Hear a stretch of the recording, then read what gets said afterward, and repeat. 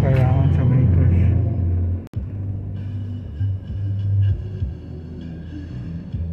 Ganda naman ang view ng mga may bahay doon, no? Lagi nilang nakikita yung mga dumadaan.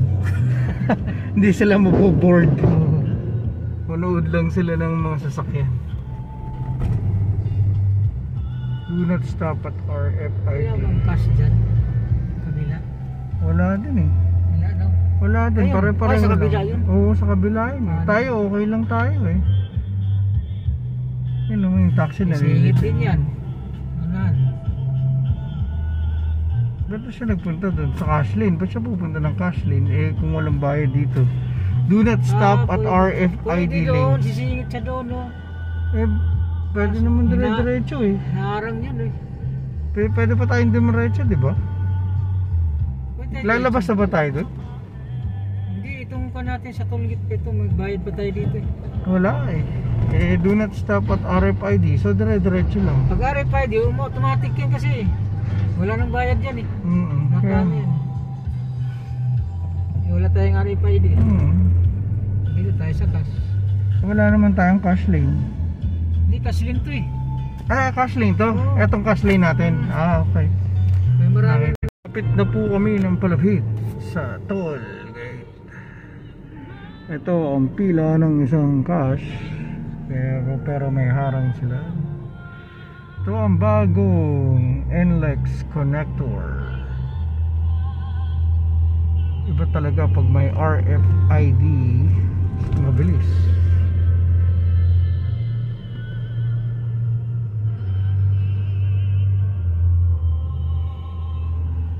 Malabo.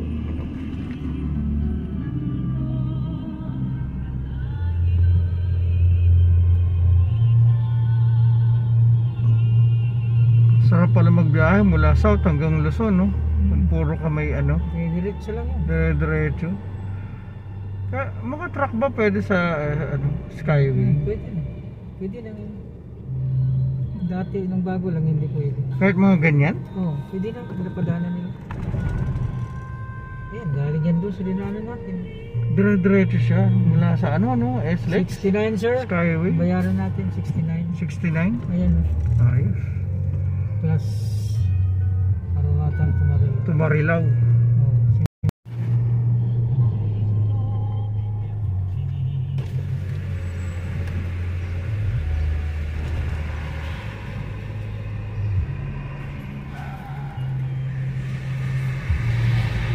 69, my favorite number.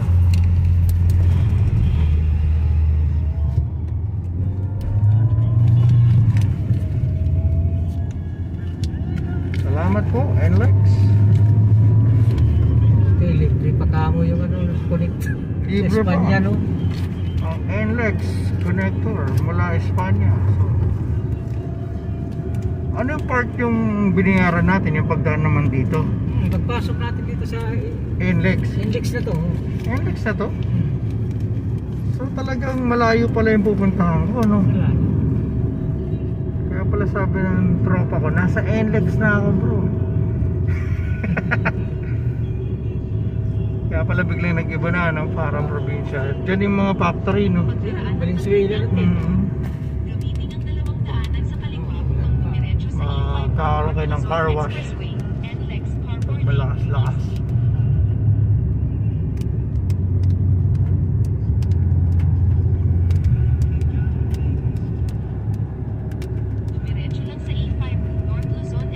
Lapit na tayo. Malalaki ang patak. Gamitin ang tatlong daanan sa kaliwa upang dumiretso sa A5 North Luzon Expressway, NLEX Harbor Lake East.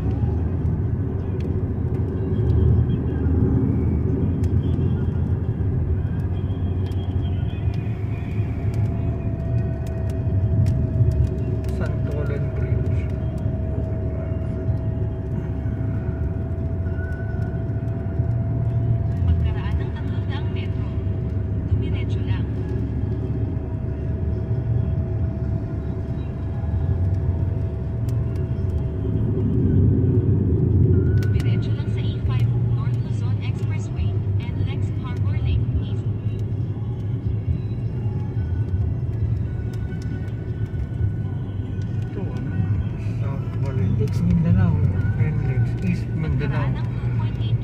Yung Mindanao Avenue, kaduktong din ang C5 sa kabila. Wala, no? Haba pala ng ano ng Mindanao. Mindanao Avenue.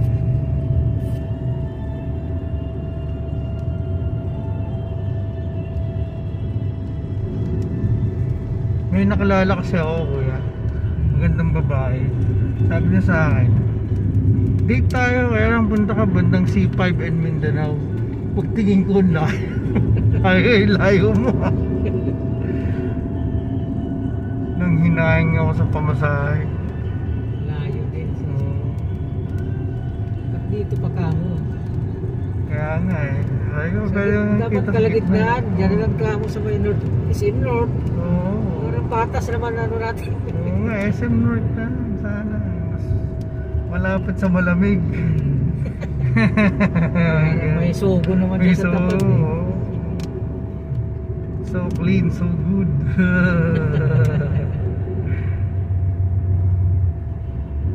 Dati naalala ko nung malakas pa din yung mga motel sa Santa Mesa eh.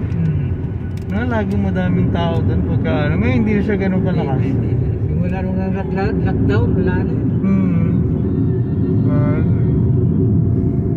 Tapos pagka gusto naman ng babae medyo social, sa ano naman kayo sa Pasig, sa Victoria Court. Kaya malakas yun nun, lagi may laman yun. Oo, anong lockdown.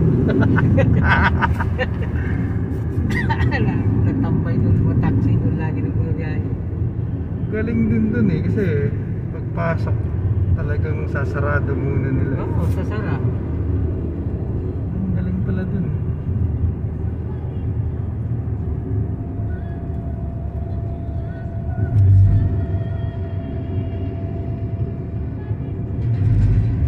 End of expressway. Dala ka ng bahay na to. Novaliches. Mindanao Avenue, South. Pero kung totoo sa Novaliches, di naman siya ganun kalayo mula sa ano, no? Commonwealth, Tandang Sora. Yan lang. Kaso lang, napaka-traffic. Kasi nilog. Bayan na yan. Pagkaraan ng 500 metro. Manatili sa kaliwa patungong 128 Mindanao Avenue, South Underpass.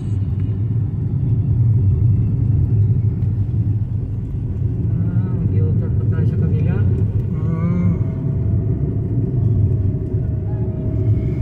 Pagkaraan ng 300 metro. Manatili sa kaliwa. O yan, ang traffic. Doon tayo dumaan dyan. Madaanan natin yan. Yan yun? Oo. Hindi. Grabe. Nagawa pa yung mga kalsada pala. Tagal pala kwentuhan namin ng tropa ko papuntang Pangasinan, no?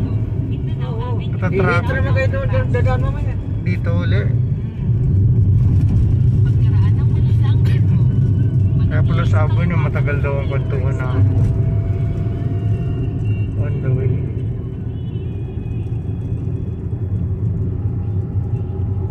Maraming traffic yan.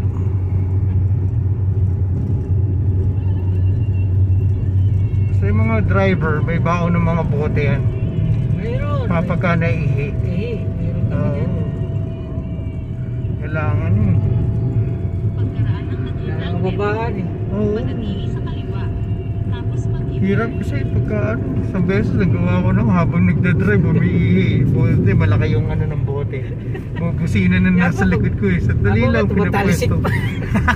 Pinapwesto ko pa. Tapos may dala alcohol na lang, no? Manatili sa kaliwa patungong U-turn slot. Tapos mag-U-turn sa 128 Mindanao Avenue North. Traffic sa kabila.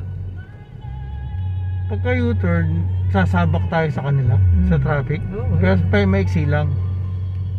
Saan na ano ba? Konti lang. Kami yan. Kami.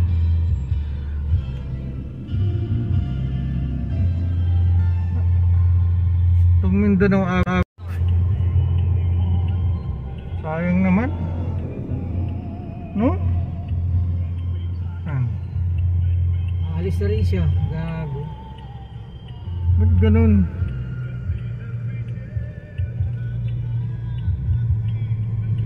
Hirap pala dito makayo.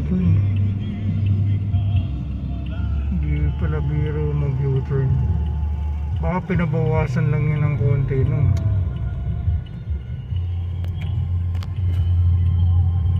Ito ang Mindanao Avenue. Pag dinare-diretso ay Sabul ang SM North. Sir, pag hindi pa kami tinulungan maka-U-turn.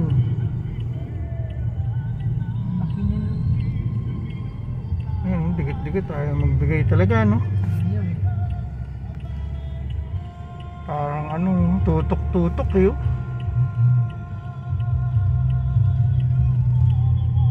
109 Mindanao Avenue, Tandang Sora. Tandang Sora na pala to. Address sa Usap Enterprise. So wakas nakasingit. Thank you.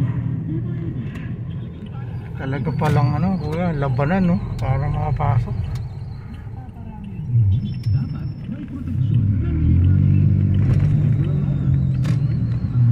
Talaga naman ayaw magbigay ang ano, Pagkaraan ng 100 metro, pangklaso. kumanan sa Uyo Road.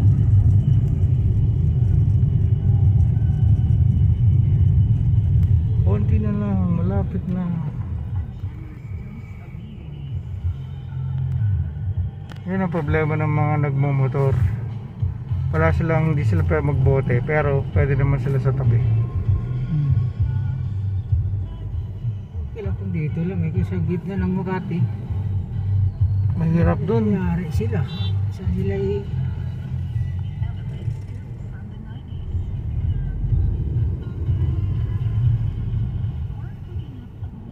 Kumanan sa Uyo Road.